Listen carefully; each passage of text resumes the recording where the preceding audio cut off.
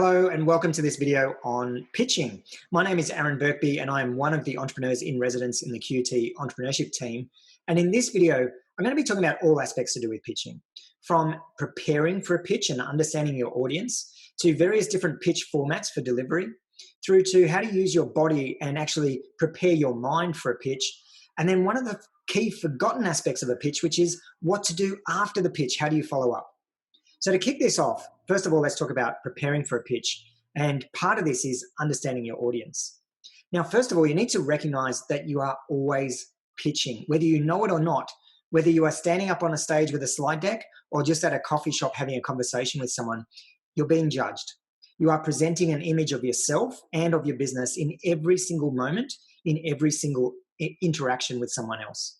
And it's really important to realize that a pitch, when we talk about a pitch, it's not just standing on a stage and pitching to an audience or pitching to a group of investors.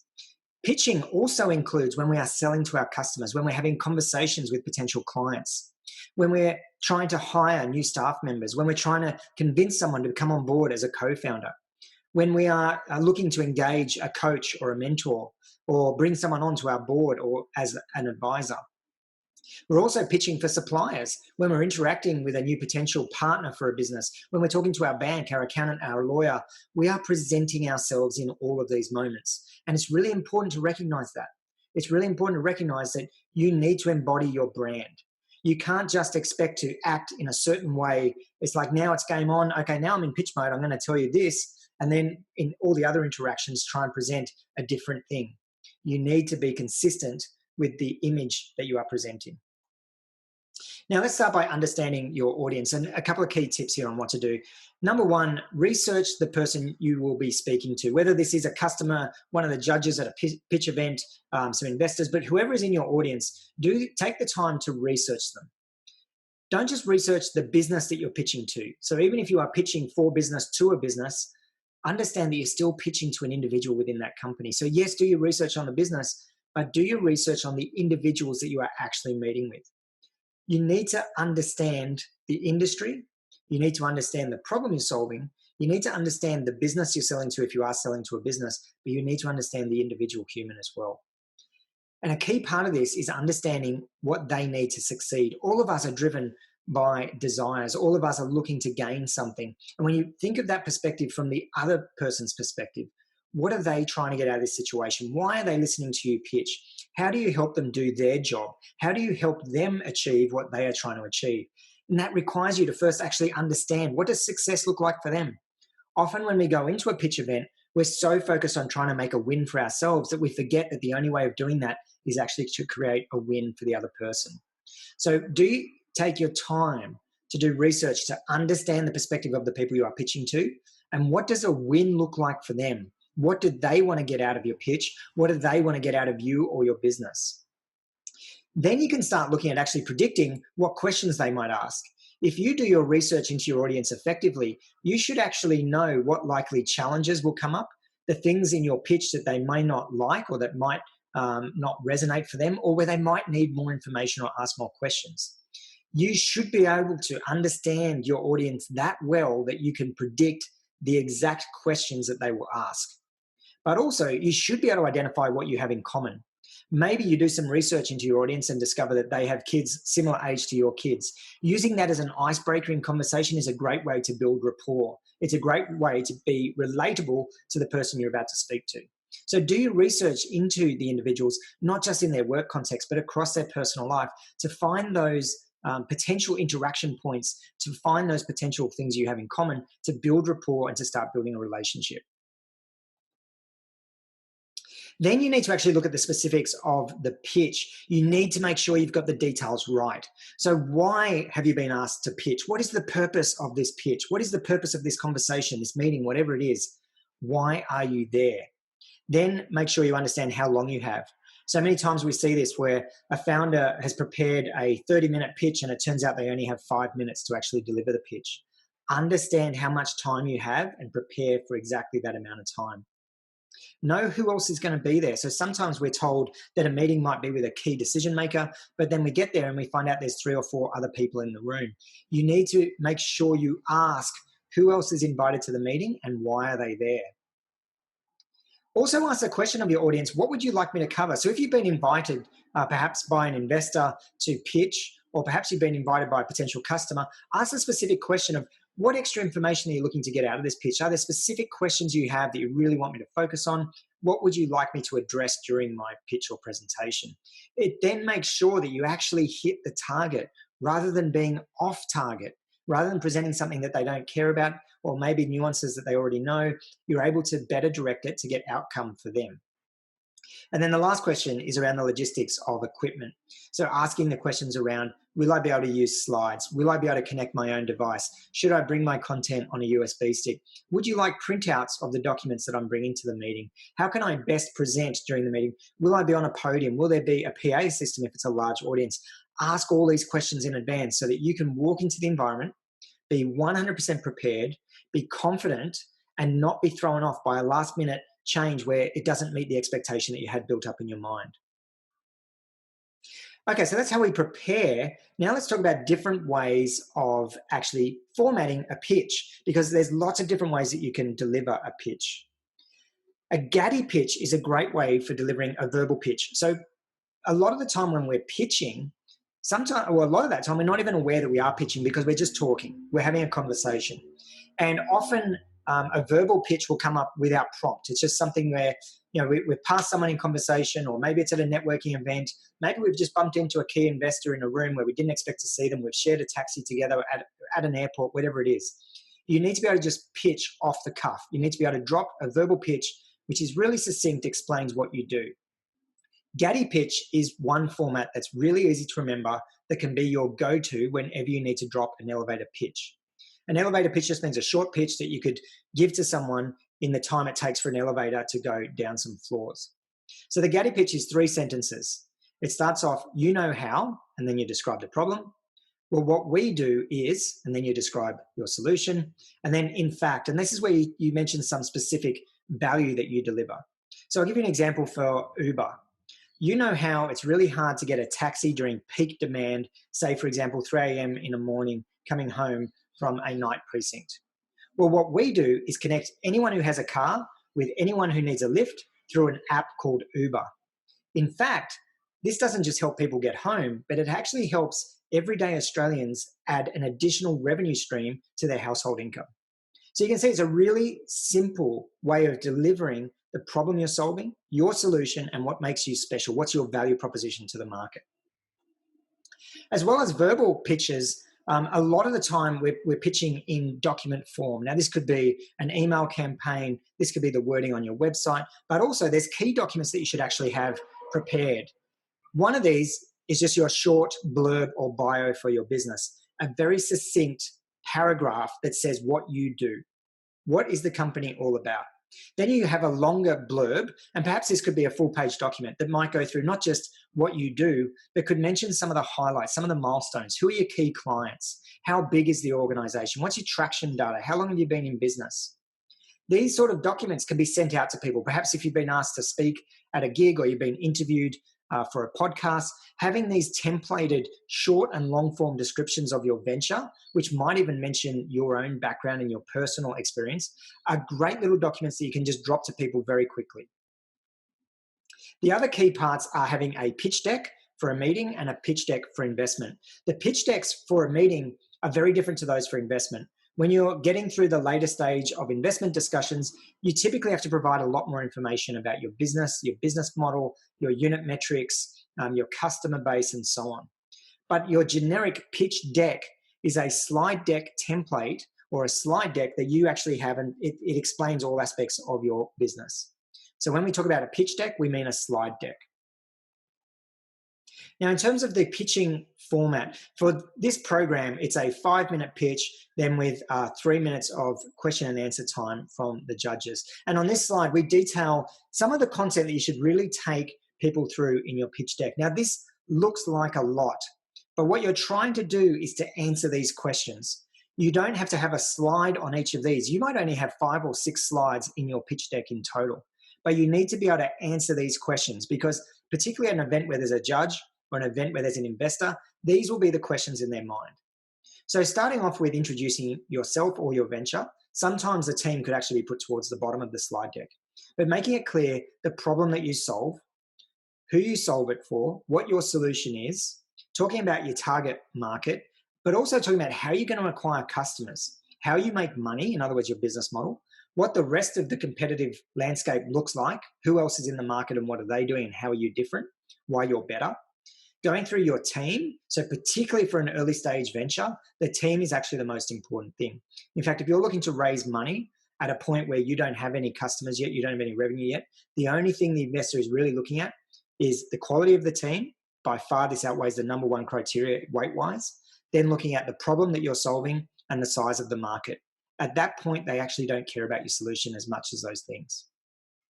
Then if you have an ask, it's really important to end your pitch deck with an ask. Now, an ask doesn't have to be a quantum of funding. We're not always looking for investment funding. Many times we're asking for introductions to particular people, and you want those introduction requests to be very specific. Make your ask as specific as possible. So we're looking for an introduction to this particular person in this particular role within this particular organization, as an example.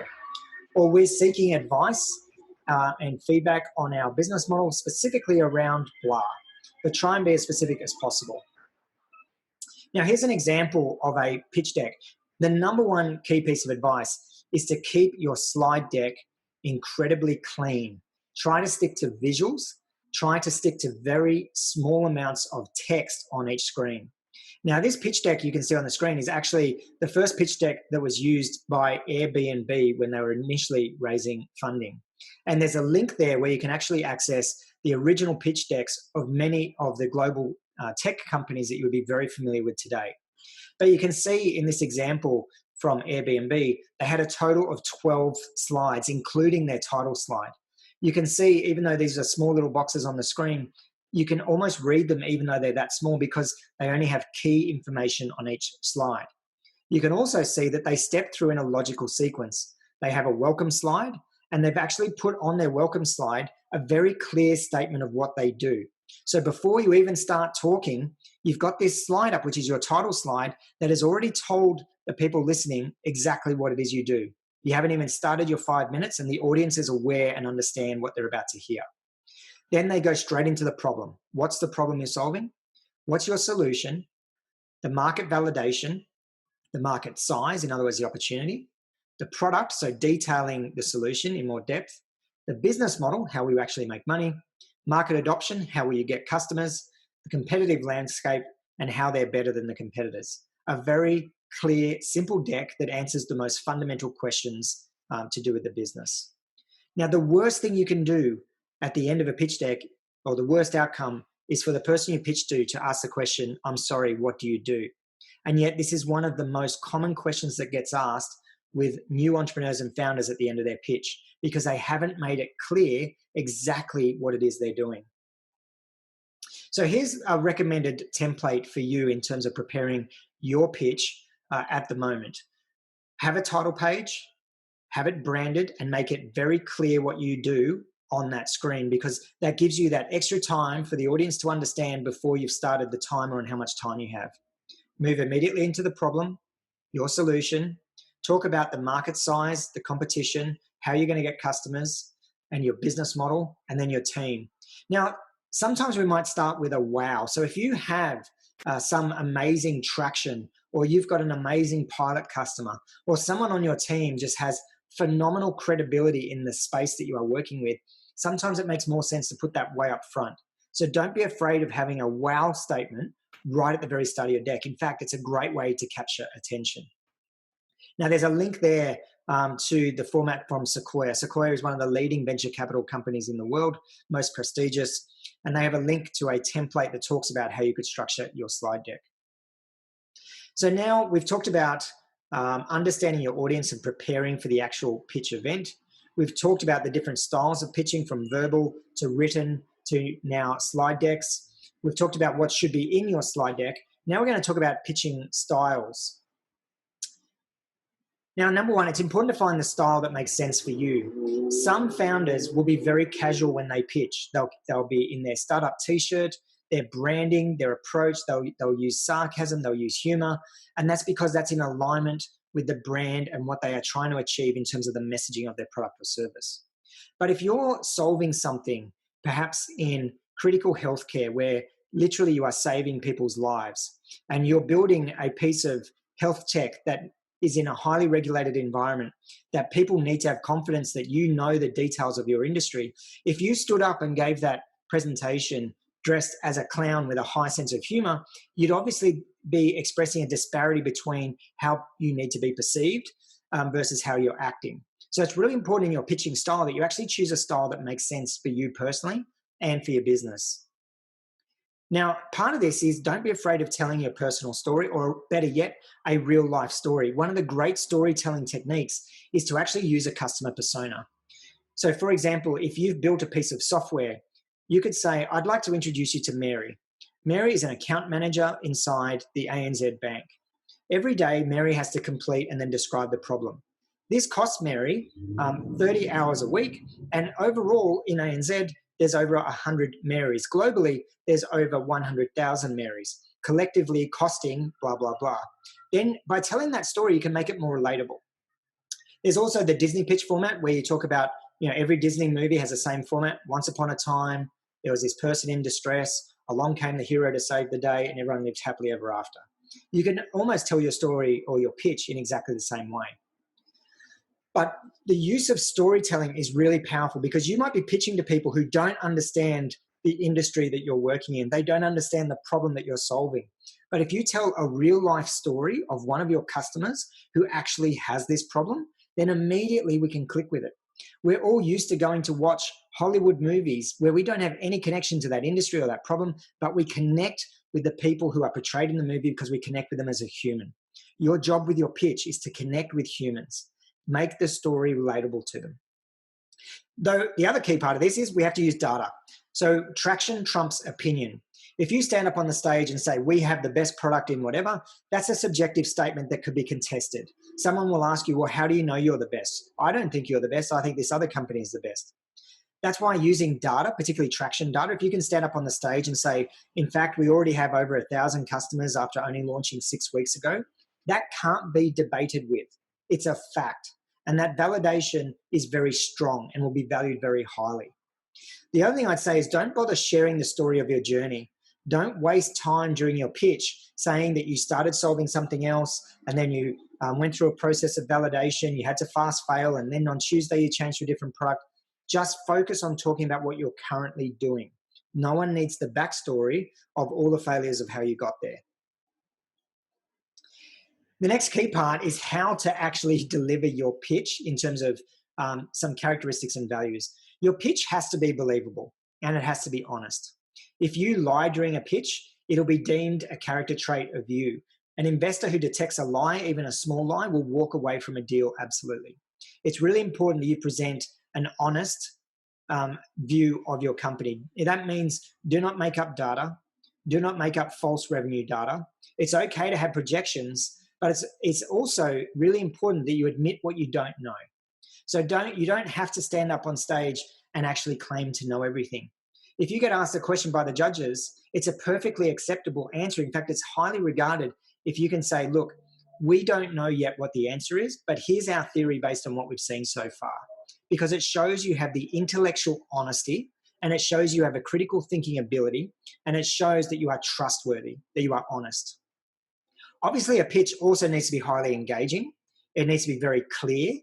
And you as a person, you need to come across as someone who is coachable. You need to come across as someone who they want to do business with.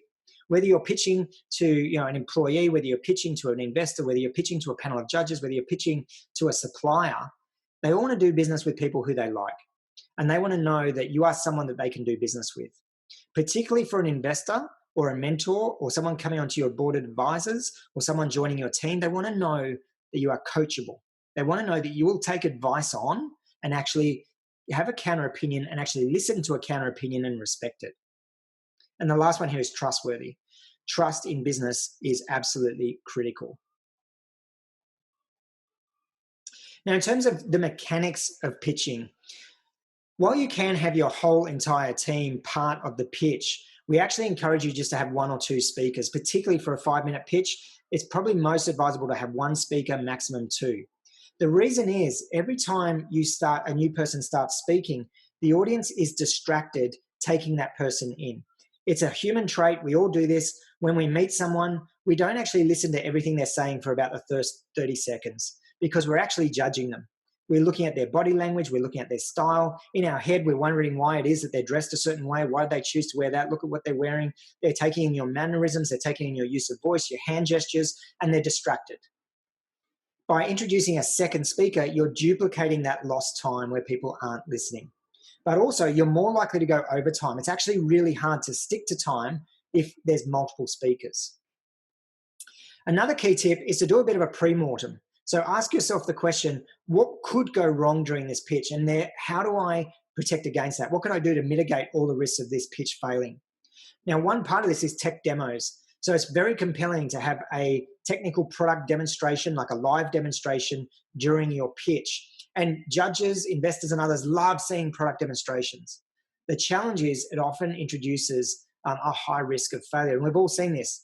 When Microsoft first launched Windows, it had the blue screen of death during the Bill Gates presentation launching it to the market. When Elon Musk introduced Tesla's new four-wheel drive Ute and proceeded to throw the stone at the window to show that it couldn't shatter, and the window shattered. These live demonstrations typically go wrong at the moment you least want it to go wrong. Sometimes there's alternatives such as recording a video, demonstrating your product through a video in your slide deck. But even then, you need to test the video to make sure it's going to work, perhaps when there's no internet or unreliable internet, or there's no audio system on site and you can only use the audio out of your laptop. Just understand the more tech you introduce into your pitch, the higher the risk of failure. But also, the higher the risk of the greater the return if it works, because it's more compelling. The other thing in terms of preparing for all of this is bring your own gear. Even if the site, the venue, the host has told you that there will be a projector, that there will be all the cables, everything will be set up for you, I still travel with my own kit. I take my own cables for every different type of display. I take my own charger. I take a backup battery pack. I take my slides on my own laptop as well as already pre-stored as both a PowerPoint and a PDF on a USB stick. I usually also upload them to Google Slides, so I have to just share a link and there's no USB ports. I can get that to them as well. You need to think about all the ways in which something might fail and prepare for them in advance. Be prepared. You might also want in your pitch go-to bag some deodorant, some breath mints, some toothpaste, some cologne, some perfume. Personally, when I was doing a lot of hackathon facilitation around the world, I had an entire bag that included spare socks, spare boxer shorts, toothpaste, spare t-shirt, power equipment for every type of device that could possibly be needed, spare batteries for microphones. Even if they weren't my microphones, I wanted to have batteries for their microphones in case they failed. If you're doing a lot of pitching, preparing a little pitch bag is a great way to go. Now, when you're actually pitching, you should be using your body language. Your presence on the stage is part of your overall pitch. In fact, most of what we communicate isn't through the words we deliver.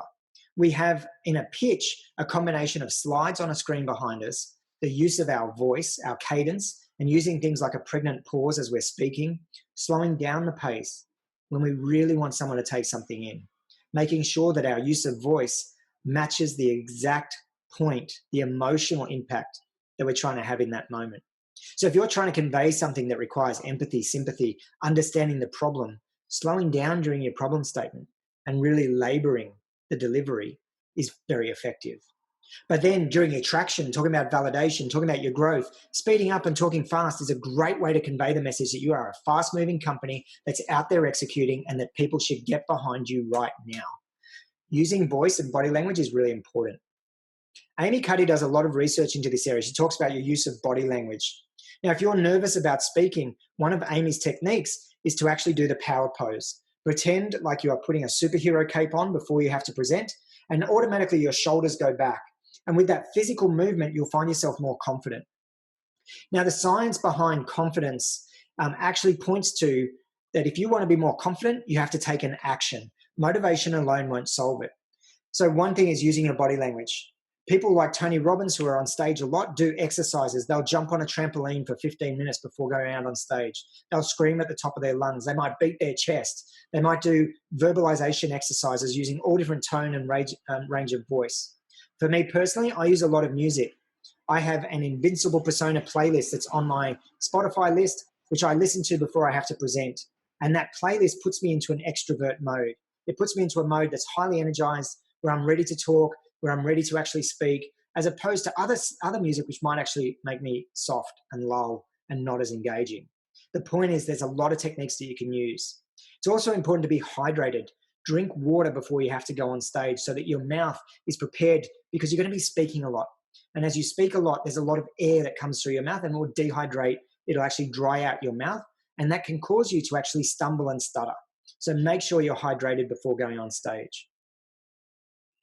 Body language tip, we just talked about some of these.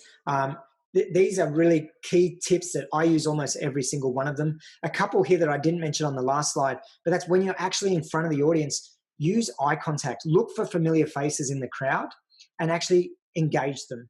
Look for those friendlies that when you look at them in the audience, when you see them, they make you feel good. Even if you're pitching via Zoom, make sure you make a point of looking at those people on the Zoom call that you recognize that are friends. Ask them in advance to smile for you, or to give you a little thumbs up, or just to give you a little head nod at different moments. By doing that, it's positive reinforcement. It'll make you feel more relaxed when you're in a room full of friendlies. The last tip on this one is just slow down. Often we can speak too fast. I do this. I have a tendency to speak very fast. But just reminding yourself to slow down will help you to breathe. Often it's very easy to get out of breath during a pitch because we're speaking too fast. Just slow down and breathe. Now, the last section on pitching is all about what to do post-pitch, including how do we answer questions? How do we manage Q&A time? Now, number one, it's important that during the question and answer time, we answer very succinctly. We have a limited time for questions from judges, and it's important that they get all their questions out. So if you get asked a question and you could just give a yes response, just give a yes. You don't need to use it as an opportunity to go on and pitch another 5 minutes or something you missed in your pitch deck. Try and give very quick, short, succinct answers. The other thing I'd say is give data answers where possible. As much as possible, try and come from the point of view of honest answers that are backed by data. What validation data do you have? Rather than making subjective comments like, well, we're the best, say, well, we have this many customers who came on board this quickly and they're telling us this. So be factual. Don't ever lie. Admit what you don't know. It's very reassuring for someone to hear the fact that when you're asked a question you don't know the answer to, say, look, we don't know the answer to that right now. Here's what we think based on what we currently know, but we'd love to chat to you further about this afterwards to get some more impact. Now, don't be afraid of asking the audience or the judges for advice, but don't use it as a waste of your 5 minutes. Don't say, I'd love to hear what you think about that, and ask them to start working on your business. Instead, just frame it as, I'd love to follow up with this in a conversation after this event if you're keen to do that. It's a great way to open the door to a longer relationship. Which then leads into following up. It's important that after the pitch, you follow up. It's amazing how many times I attend a pitch event, someone from the audience or a judge offers some help, or I've been a judge at a number of events where I've offered to make an introduction and I never hear anything back from the team. They never contact me. So it's important that after the event, you send a follow-up just to say thank you. Thank you for being a judge. Thank you for listening to my pitch. Invite feedback. Now, one thing is, if you want feedback, the best way to get it is to ask for advice.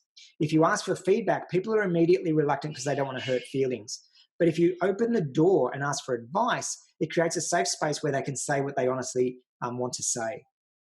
The other thing is to remember, a no today doesn't mean a no forever. Sometimes you can end a pitch with really brutal feedback that hurts. You can end a pitch and feel like you've been torn to shreds and that your idea is not worthy and that you are not worthy. Even in those situations, it's important to understand that no is just a no for today.